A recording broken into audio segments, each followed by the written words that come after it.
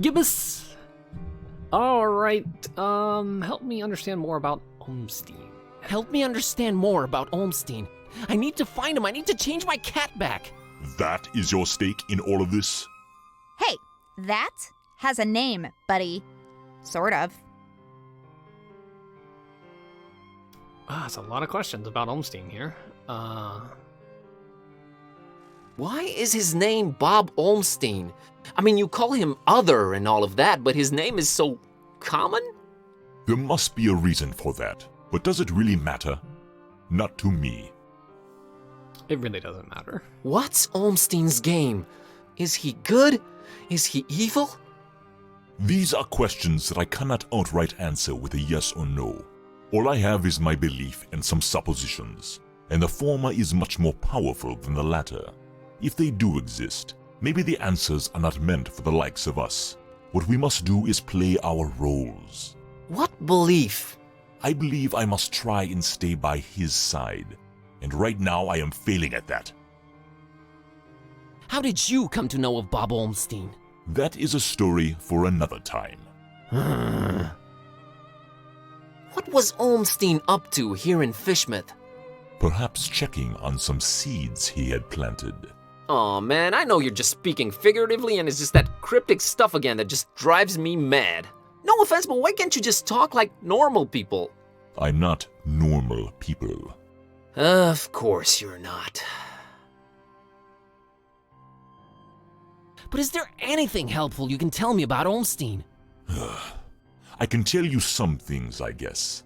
He might seem ever-changing, yes, but balance and rules, these too are in his nature. Self-imposed balance and rules. I'm sure you can be more specific than that. What rules? Do you ever watch the moon buzz koan? Not particularly. I mean, gaze at it quickly sometimes. No, not really. There is something about it, its phases. They seem to correlate to important events and to how he affects this world. But in which way exactly? You'll need to find out on your own. Man, I really do hope this game goes places. I hope that we're going into caverns, underground, to seabeds, and cliff sides, and we're discovering old gods, and we're putting the Necronomicon here to use, and we're not just going through towns and talking to random NPCs. I really hope that's where this game goes. I really, really do. And I mean that sincerely. I do say that skeptically, but I do mean it sincerely. The Necronomicon.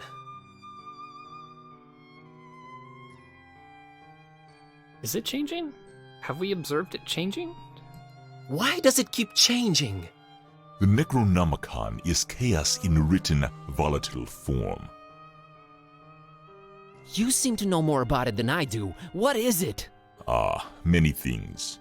We might call it holy, and we might be mistaken. Holy as in not of this world. Debatable, but do go on. It changes things. Sherlock Holmes over here. It chooses roles. It alters the very nature of things. But it does it when it wants, or when the stars are right. And if it makes its way into the wrong hands, it ends existence itself. Well, that's encouraging. But mine are not the wrong hands, right? Right?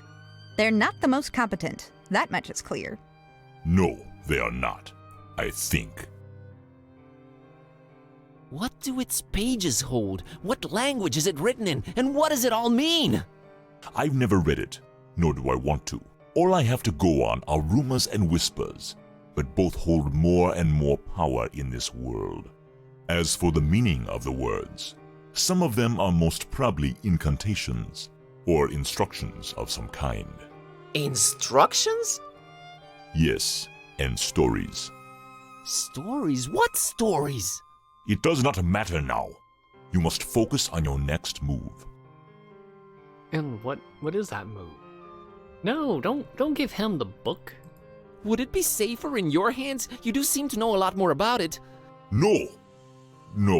Maybe I fear it more than you do. but that is not why I refuse it. It is not for me to bear it. Yeah, I guess I needed to turn Kitty back. Yes, you need to do that. Why did he say that like that? Is anyone else getting the vibe of like Gandalf and Frodo here? Like the ring bearer and the guy that's clearly more powerful, knowledgeable, who's not gonna take the freaking ring, not gonna take the book? Roll? What roll? Finding the book was an accident, was just bad luck? That is how the tome works. The roles are defined, but the book is pure chaos. You said the book is pure chaos, but Olmstein is about rules and balance? How does that work? You make a good point. For a while now, I've been suspecting there must exist a counterpoint to the chaotic tome. If there is such a thing, it should be sought out before it's too late. Great, but I have no leads, no nothing. Can you help out in any way? I am considering it. Let me think about it. What was that? I think they're coming. The stairs. Damn it! The stairs are Quick, coming. out the window. Are you serious? It's really up high. Have faith. You can make it. I'll hold them back. But I don't know what to do or where to go or... There's no time. Go! Go! Oh, you're just gonna... Find peace.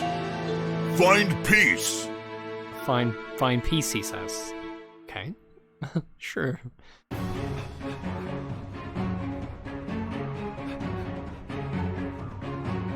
Hey there, Buzz. Fancy running into you. Mr. Katype! Please, call me Don. Welcoming town, Fishmouth, ain't it? Yeah, lovely. Boy, am I glad to see you. You okay, Don? Well, I have no shoes and I don't know how to running, but aside from that, I'm all right. You headed my way. Got a thing or two to catch up on. Let's talk about it in Darkham. Taxi! So, pretty effective little cutscene there. I believe 2 frames of animation. But that's all you need. I like that. It All mixes right, things we, up. Should be safe in here. I hope. Better keep the lights down. You don't happen to have any cat food lying around, do you? Huh. I keep forgetting it can speak. It? Rude. Look, I let you two rest all the drive here from Fishmouth, but now it's time for us to buck up, get our coconuts situated, and work out where we're at. Right. So, what happened to you? I cracked lid in the underbunk of some lunatic cult. These guys were also after the Necronomicon, but apparently you gave them the slip. Not the sharpest crayons in the box. The Starry Knowledge Cult. Yeah, how'd you know? Anyway, they kneel and keel to some kind of rock what came from the stars. Supposed to croak ya or give you some kind of vision beyond time if you lay your mitts on it. So did you? Now I glow in the dark. Whoa. The Haunter's Mark, they call it. Ain't something I'd believe if I read it in the pulps, but now it's on me, I can't deny it. Things have definitely gone 15 shades of bizarro. And there's a talking cat. Again, I'm right here. Rude. Whoa. Did you try using your, power? I didn't get the chance. I snuck out and crept around those smelly streets until I saw you legging it. That's about it. What you got? Well, I read from the book and now Kitty talks. There's that. Then I visited a voodoo dude who told me to look for this Bob Olmstein guy in Fishmouth. Long story short, Olmstein had already left, but I did meet your employer. Fella by the name of Barnabas. Pretty big guy, white dreadlocks and beard, maybe in his 50s. Huh. I'll have to look him up in my files. Yeah, well, Barnabas is convinced Olmstein is of almost, divine nature. And there's also another cult called the Esoteric Order of Dagon, and they're about to have their creepy festival in Fishmouth soon. Oh, and there's a guy called the Butcher. Just saying it all out loud makes my head spin. I know about those esoteric weirdos. Not the first time they completely shut off Fishmouth to do God knows what. Butcher. Those starry kooks mentioned him. All Barnabas told me was to keep the Necronomicon away from the Butcher at all cost. And you know what's weird? Barnabas hired you to find the book, but he wouldn't take it when I offered it. Strange. Well, he did pay up front, so he's all right as far as I'm concerned. So, What do we do now? You, wanna help? Kid, strange and mysterious are why I work this beat. Now that I've lost my shoes and my hand is all magic-like, this old bloodhound ain't going back to the kennel until he's got some answers. Oh, boy, am I glad to hear that. Alright, well, there's two things. One, apparently there must be some item that counterbalances the Necronomicon's chaos, so we should probably look for that. And two, Barnabas told me to find peace. I kinda wanna research that online. You do have internet, right? Yeah, there should be some in that laptop thing. Oh, brother.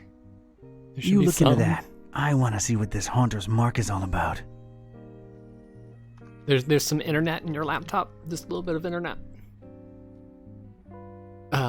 So let's take a pause here real quick and talk, a few things I want to mention. First of all, I do want to compliment the game on its writing. It's not the longest journey level of dialogue writing, in terms of quality, but it is good, and it's I like the writing. It is good. And when the humor works, it works pretty well. So I do want to point that out before I forget to mention that. So I've enjoyed the writing, like the words on paper. Another thing I noticed with the lighting here, the lighting's real good in this room, and that's the first thing I noticed, again, because it's the biggest contrast, the purple on the black, the orange on the black. It stands out the most. Your eyes are drawn to that. It's intentional. And one thing that I learned now from this game, thank you game, is how to draw light beams. So I would draw this light beam before has like kind of a faded beam. So I would draw like a purple, imagine I drawing with a purple brush, and I would make it thinner as I got down here, so it's a little more transparent. And it never quite worked. So what I see that they've done is they put little granular stuff in here. There's little dots, like they've used the tips of the brush. If you were actually using a real paintbrush and not like drawing digitally, although you can replicate that with brushes in Photoshop and stuff like that. It's just grainy, and that kind of breaks it up and makes it look like there's dust in the air, and it makes it look more real. And you also can occasionally see a little beam of light kind of moving down here in some of the light animation. It's hard to discern, probably even much harder for you guys on YouTube, but there it is. And that also helps liven the light up and the sense that there's dust and you're in a real room and that's real light. Anyway, I'm sorry, I'm rambling, I know, but I thought that was cool. And as an artist, again, you look at stuff like that and you try to learn from it. So that actually learned something there. You can see it here as well.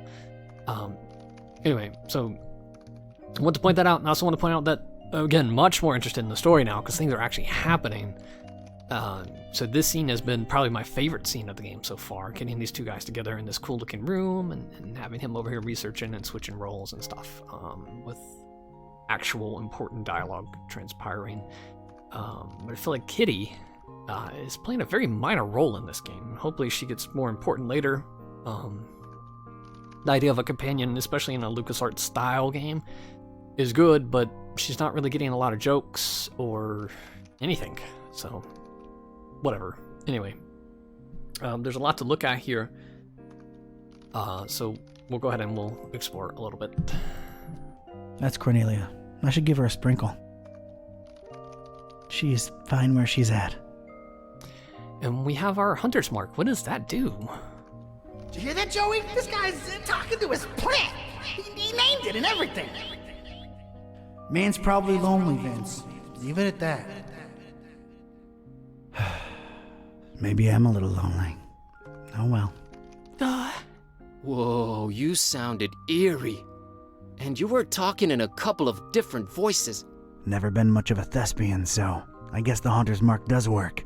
I think you were channeling the movers. How long ago was that? I don't know. Years. I had a feeling I shouldn't tip the short, annoying one. Well, you can now legit read the past. Future would have probably been more helpful, but I'm not complaining. All right, give me a minute to look up this Barnabas fella. Huh. Gotta cough. 1 second, guys. Okay, so that's cool. That's interesting. What if I had used the power here first? How would he react? I don't know, let's try it. Who even still uses file cabinets, Joey? Just don't drop it on my toes again, Vince. So, interesting. So the game had to know, it had to track which item I used the hunter's mark on first and comment on that one. That takes extra work, again, as a programmer as well. That takes extra work, so extra coding. So my hats off to them for that, because if I did it here and he's like, whoa, what did you just do for this too? It would have been like, wait, what? We just talked about that. So if I did this first, I can only imagine he would have, like, what were you doing? Instead of at the plant, so that's cool. Let's see here. Good little touch. Oh, what the heck? Alright, we're not doing all this. We do have to look up Barnabas though, so we'll do that. One daughter. I can't read the name because the circle's over it, but that's what's been circled. We have he has a daughter. I'll read this to us. Barnabas Busara, age unknown, unclear. Once I've heard calling himself a hunter of evils for occupation.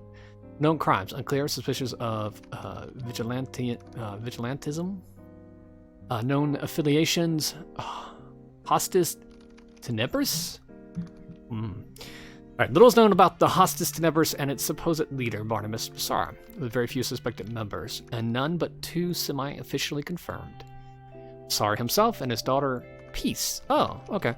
It's widely suspected that they are in permanent conflict with several cults and have possibly sprung up as a response to said cult's activity. Busara, their supposed leader, has not been directly tied to any kind of criminal activity, but somehow his name tends to be in some way or other linked to the most prominent occult-related events in the criminal underworld, if more in a hindering or surveilling than a participatory fashion.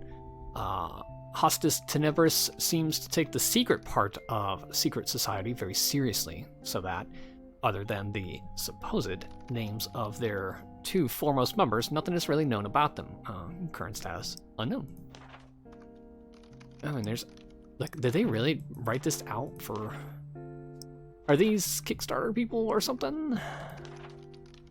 Developers? I don't know. We're not gonna go through all that. That's neat. Like, you literally could sit here and go through all these files. And there seems to be a fair number of them. It's pretty cool. Hey, Bazinski, I think I got something on that fine peace thing. I don't believe Barnabas was trying to guide you to a life of mindfulness and meditation. He's got a daughter called Peace. Peace Busara. Oh, of course, that makes sense. Not really. Who names their daughter Peace? I wonder where we might find her. On it.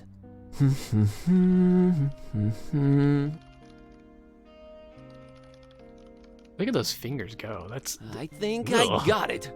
I found Peaceable Sadhus' blog. Oh, her blog, right. Oh, her blog. Right. What is that?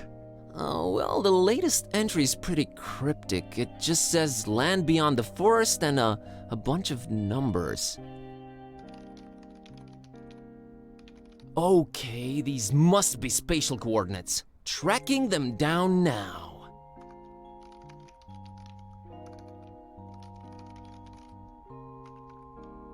Man, this is just like in the movies.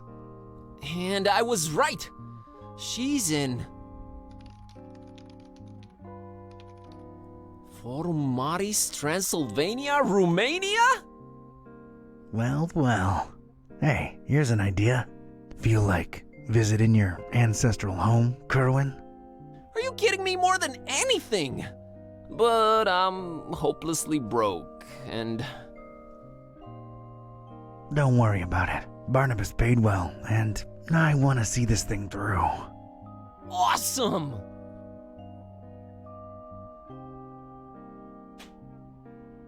Found anything worth examining on your trip to Fishmouth? Actually, yes. Barnabas called it Olmstein's sign. He apparently left it on purpose so that I could find it. Here it is. No idea what it means. Cool. So we'll take that. Let's look around the room real quick. Finish The things number out. one cause of horizontally intermittent tan. Occupational hazard. Hey, Joey, check it out. Venetian blinds. Guy thinks he's Sam Spade or something. Let's just get that desk up here, Vince. Nah, I'd rather not open them more. It's best we don't alert anyone to our presence. Would have been a lot of extra work to draw, but it would have been cool if you could open this and it changes the lighting. And maybe you have some weird person staring out here or something, I don't know. Those belong to the guy what rented here before me. Never cared enough to take them down. And I don't have a use for them. No one does. Can you believe this guy, Joey? Didn't even bother taking those old diplomas down. That says something about a man, Vince. Don't ask me what, though.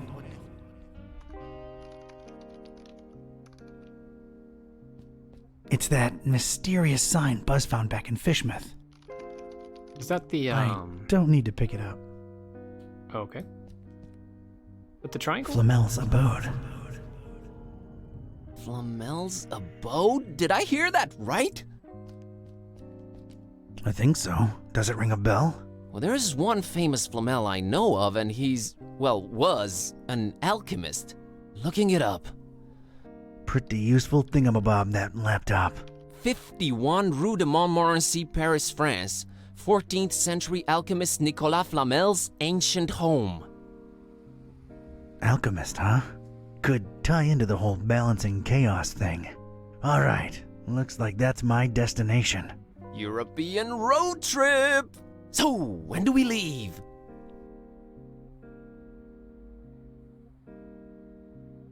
Soon. I still want to go through some files before.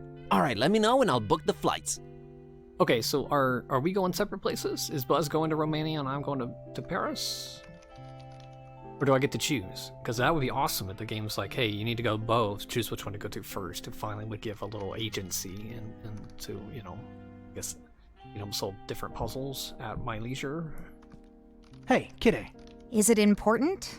No. Let me know when it is. Okay, Kitty.